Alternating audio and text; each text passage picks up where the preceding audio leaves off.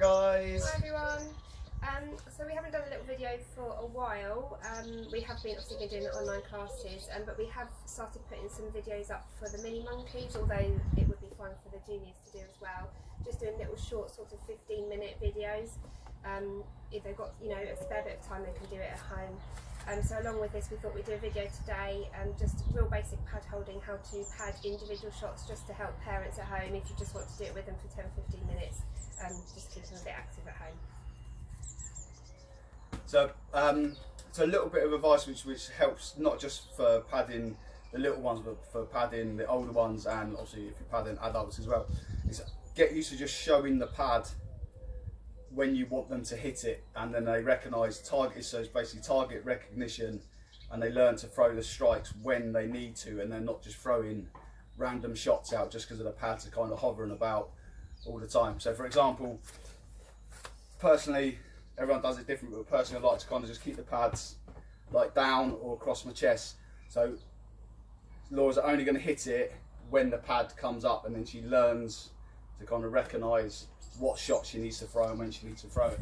So if we're here in our stance, so she can't throw nothing. As soon as I show her the pad, she's going to throw it in. So I can also use the technique word as well, so cross.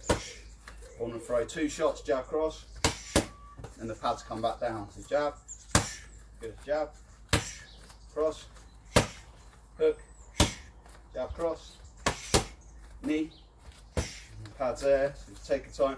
If they're really rushing and throwing like 300 shots at one time, just get them to stop, put the pads down. So when you want to throw it, just kind of hold the pad up, jab, jab, cross, hook, and the pads come back down, cross, cross, hook, knee, knee, teep, back up, jab, cross, jab, cross, hook, knee, hook, knee. Other way you could do it is by calling the shot shown on the pad and then they hit it. For example, I can say jab, cross, hook, knee, but they don't hit it, and then the next time they're going to hit it. So jab, cross, hook, knee, boom, boom, boom, knee. And again, so we're going to go jab, cross, hook, knee, jab, cross, hook, knee, jab, jab, cross, hook, knee, jab, cross, hook, jab. So basic rule of thumb is think for like basic padding, if they're throwing their left punch, I'm going to catch it in my left hand, my left pad.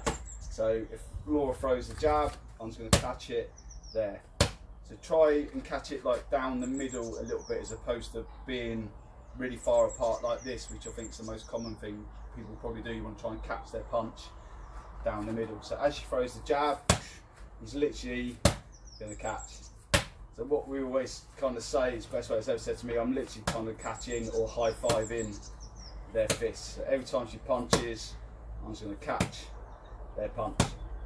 So if we do the 4 basic punches in order, so jab, cross, lead hook, rear uppercut, and we just go nice and slow, and we get the timing. So you just want to throw the jab, throw the cross, throw the hook, and then throw the uppercut.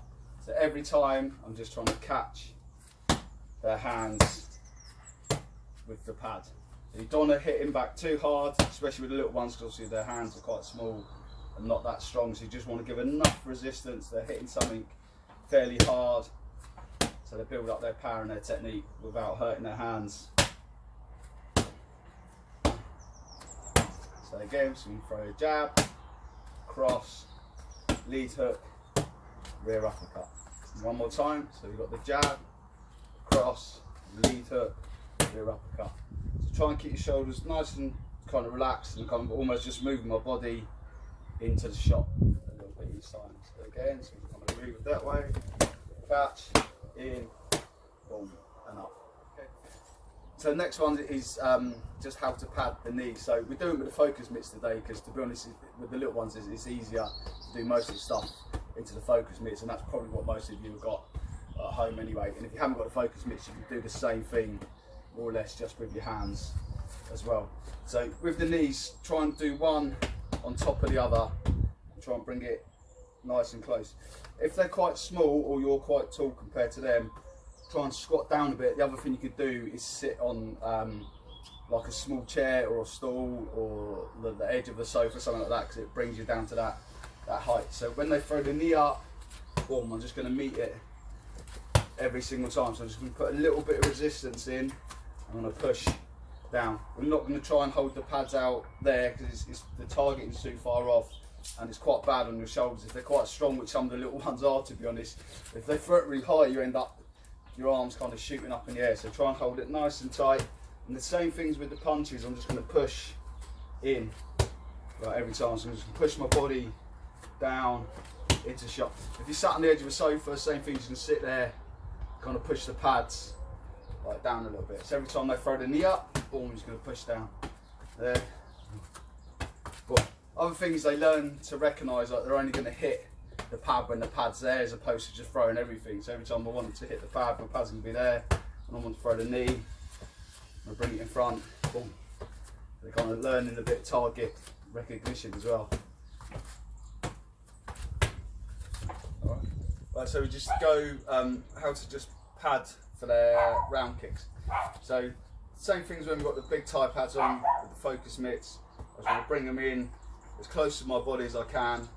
And all I'm going to do, similar thing to when the punches and knees, I'm just going to kind of catch their shot. So as they throw their kick up, I'm just going to kind of put the pads down a little bit onto their shin. So it's going to give them a nice bit of resistance. They can throw it in quite hard, so they get the most out of the kind of working the technique. And equally, your arms aren't out there, so you're not going to get kicked in the body, and your arms aren't going to get pushed back. You're not going to hurt your elbows or your shoulders. So every time they throw the kick up, I'm just going to push down into the shot, just a little bit, about 20%. Pad holder, 80% striker. So every time I throw the kick, I'm going to push down onto that shin.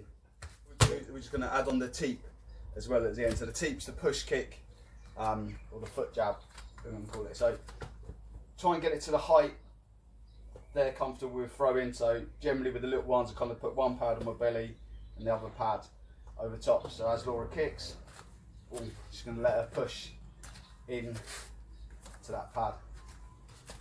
If you keep the pads nice and tight, it means your whole body's taking the impact, and it's not just your hands and not just your arms. If they're kicking really hard, just do what I'm doing, just kind of like step back a little bit, so let them kick it, and then you take the weight out of the shot as they push it in. So make sure they hit them with the ball of the foot and extending right through. There is